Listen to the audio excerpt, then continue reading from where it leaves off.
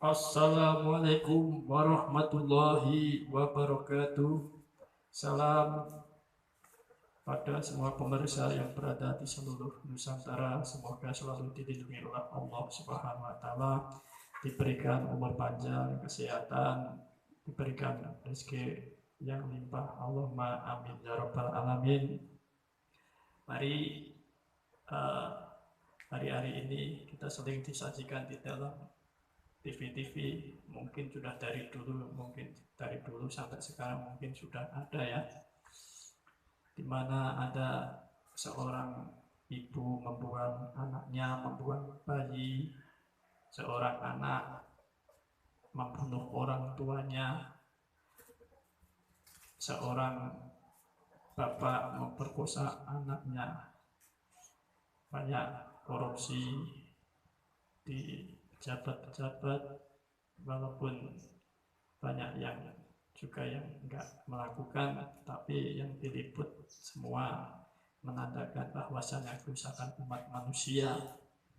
Dengan adanya kerusakan manusia, kita ikut atau berpegangan teguh pada sabda Nabi, man tamasaka, barang siapa berpegang an sunati, dari sunnah saya, berarti perilaku saya, perilakunya Nabi Muhammad SAW, inda ifsadi umati, ketika rusaknya umat kami, umat saya, falahu ajru mi'atin, maka pahalanya akan diberikan seperti orang 100 mati syahid.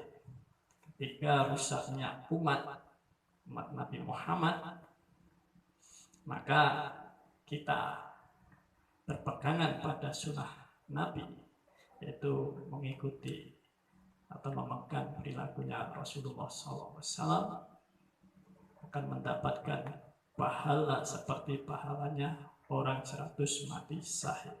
Tidak perlu perang, tapi mendapatkan pahalanya seperti orang perang yang mati syahid, yang dijamin surga. 100 orang mati syahid. Tapi dengan berpegangan dengan sunnah Rasul, perilaku Rasul, kita hayhata, sulit sekali kalau kita tidak mendekatkan diri pada ulama, pada seorang alim, pada kiai, pada ustadz. Mendekatkan diri dengan cara kita belajar mengaji.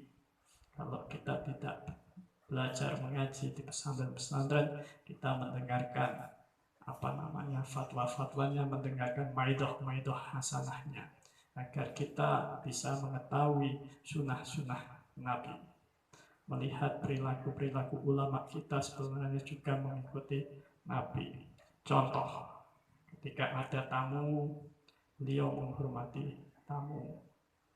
Ulama mengambil dari sabda Nabi, man kana yu'minu billahi wal yaumil akhir fal yukrim defahu, barang siapa iman pada Allah dan hari akhir, maka alangkah baiknya hormatilah tamu. Ada tamu kita hormati dengan cara kita punya air minum, kasih minum, teh, kopi, air putih.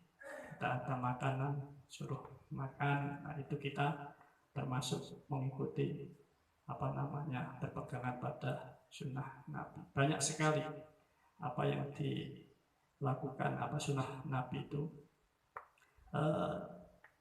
di kitab-kitab seperti hadis, tapi kita ingin mengetahui hadis kalau kita tidak belajar dengan ulama, hayhata, sulit sekali untuk mengetahui. Maka dekatlah kita pada kiai-kiai, entah itu kiai kampung, ulama pesantren, dan ulama-ulama lainnya yang berada di seluruh Nusantara. Kita ingat, kalau kita perang, negara kita sudah aman, perang sudah yang lalu.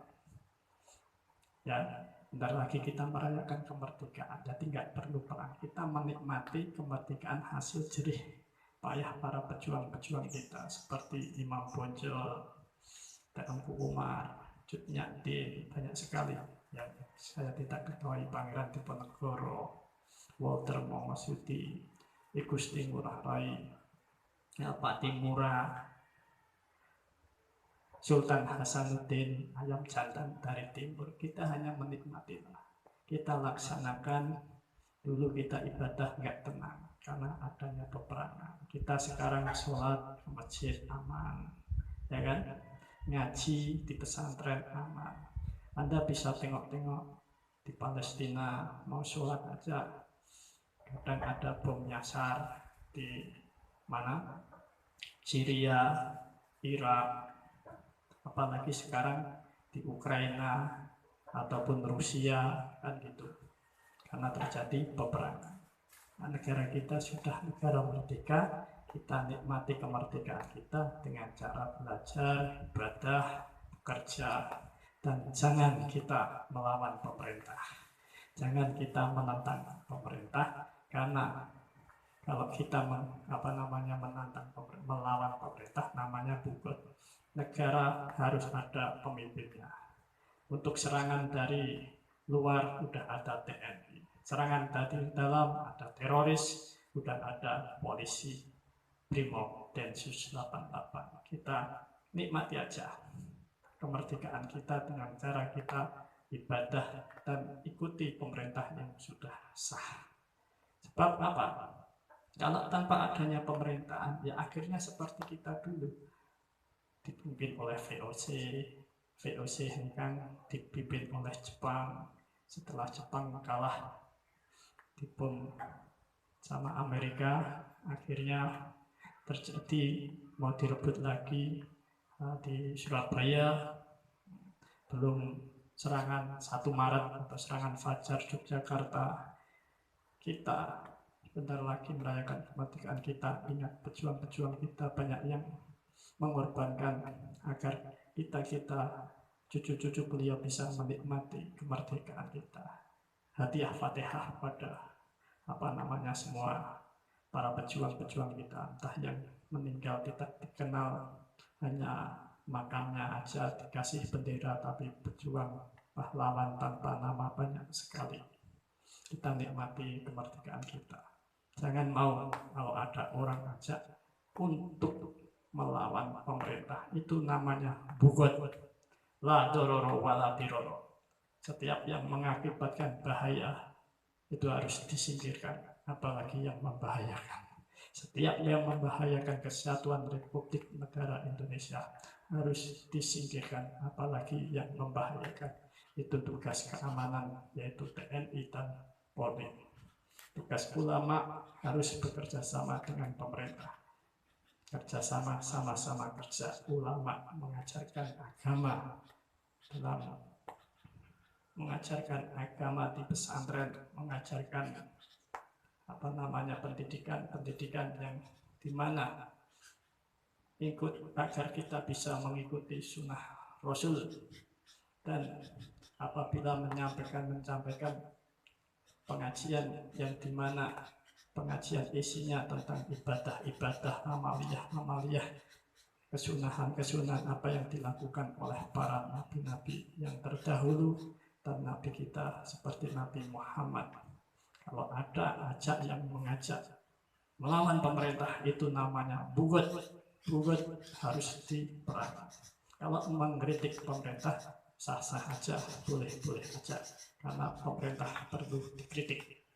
Ya, kalau mengajak membenci, Nabi tidak mengajarkan untuk membenci. Ya, Nabi itu sama orang yang lebih tua itu menghormati, sama yang muda itu menyayangi. Jadi Allah juga mengajarkan kita tidak boleh mencaci maki, ya, tidak boleh menghina. Jangan sampai kita mencaci maki orang, menghina orang. Kita cukup nikmati kemerdekaan kita ya dengan cara belajar, bekerja, mengaji, dan lain-lainnya. Yang penting kita harus ikuti pemerintah yang sudah sah. Ya, jangan mau terprovokasi, karena tidak perlu kita perang sudah yang lalu. Kita cukup mengikuti sunnah Rasul, bagaimana pada sunnah Rasul akan mendapatkan pahalanya seperti pahalanya orang 100 mati syahid. Dengan begitu kita bisa mengetahui sunnah Rasul, kita harus dekat pada ulama, mengaji, mendengarkan fatwa-fatwanya, mendengarkan maidoh-maidohnya. Mungkin ini saja yang bisa kami sampaikan, kurang lebihnya minta maaf yang sebesar-besarnya. Cuma Assalamualaikum warahmatullahi wabarakatuh.